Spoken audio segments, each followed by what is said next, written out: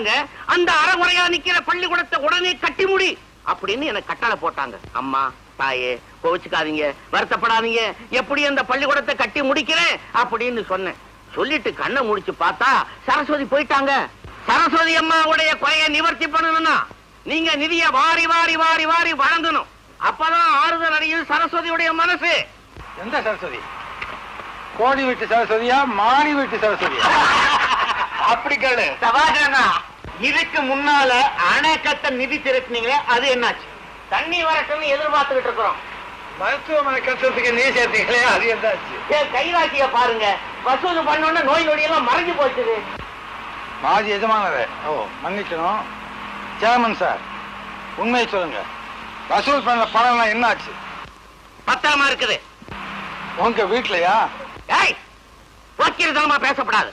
இது பொது இடம். பணத்தை பத்திரமா பேங்க்ல போட்டு